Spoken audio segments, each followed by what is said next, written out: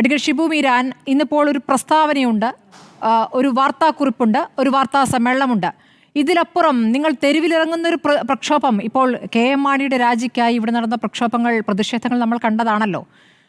അതിനുശേഷം ഇപ്പോൾ ജലീലുമായി ബന്ധപ്പെട്ടാണെങ്കിലും നിങ്ങൾ കുറച്ചുകൂടി ശക്തമായ നിലപാടെടുത്തിരുന്നു, പ്രത്യേകിച്ച് ലീഗും ശക്തമായ നിലപാടെടുത്തിരുന്നു.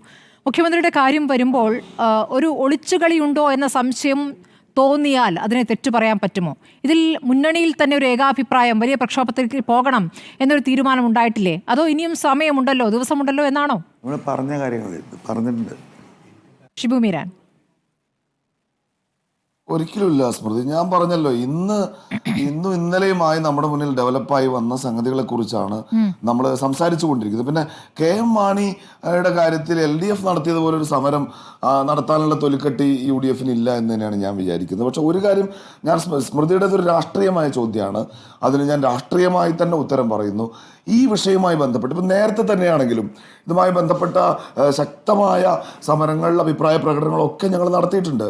ഇത് ഉയർത്തി കാണിച്ചുകൊണ്ട് ഇപ്പം നിയമസഭ ചേരുന്ന സന്ദർഭത്തിലും നിയമസഭയ്ക്ക് പുറത്തുമൊക്കെ ശക്തമായ രാഷ്ട്രീയ പ്രക്ഷോഭങ്ങൾക്ക് UDF നേതൃത്വം കൊടുക്കും എന്നതിലൊരു സംശയമില്ല. ഈ ഗവൺമെൻറ്റിനെതിരെയുള്ള എല്ലാ മേഖലകളിലും ഞങ്ങൾ നിരന്തരമായ സമരത്തിലാണ് കഴിഞ്ഞ 4 വർഷമായി തന്നെ ഉള്ളത്.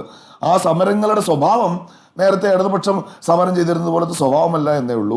ശക്തമായ രാഷ്ട്രീയ സമരങ്ങൾ കേരളത്തിലുണ്ടാവും. കൂട്ടത്തിൽ ഒരൊറ്റ മിനിറ്റ് കൂടി സ്മൃതി, ഈ BJP നേതാവ് പറഞ്ഞൊരു കാര്യം, ഇപ്പം ഇതിനകത്ത് ഏറ്റവും വലിയൊരു ഗതികേട്, പിന്നെ ഞങ്ങളെല്ലാവരെയും ഒരുപോലെയാണ് കാണുന്നത് എന്നൊക്കെ BJPക്കാർ പറയുന്നത് നമുക്ക് കേട്ടിരിക്കേണ്ടി വരണം. ഇന്നലെ ഇപ്പോൾ സ്വാതന്ത്ര്യദിനാണല്ലോ, സ്മൃതി തന്നെ ചോദിച്ചു, അദ്ദേഹം ഒഴിഞ്ഞു മാറി.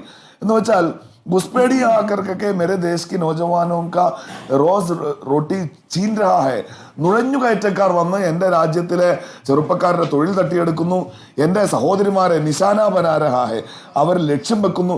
കാരണം എന്താ? ഡെമോഗ്രഫി മാറിപ്പോയി. ഞാൻ ചോദിക്കട്ടെ, ഈ നുഴഞ്ഞുകയറ്റക്കാർ അതിർത്തി കടന്ന് വന്നിട്ടാണ് ഇവിടെ ഭൂരിപക്ഷമാകാൻ പോകുന്നതെങ്കിൽ ഇന്ത്യയുടെ പ്രധാനമന്ത്രി ഇനിയെങ്കിലും ഈ പണി നിർത്തിയിട്ട് വേറെ പണിക്ക് പോകണം. ഇന്ത്യയിൽ ഇപ്പോൾ ഉള്ള മനുഷ്യന്മാരെക്കാൾ കൂടുതൽ മനുഷ്യന്മാർ പുറത്തുനിന്ന് വരുമെന്നാണെങ്കിൽ അതല്ലല്ലോ. ഈ രാജ്യത്തിനകത്ത മനുഷ്യരെയാണ് ഒരേപോലെ കാണുന്ന ഈ പ്രധാനമന്ത്രി പിന്നെ ടാർഗറ്റ് ചെയ്യുന്നത്.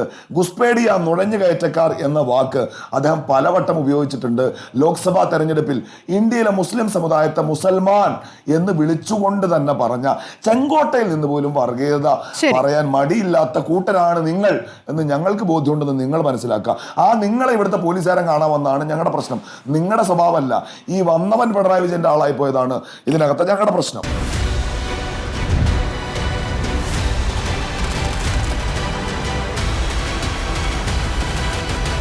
Debate with Smriti Parathikkad.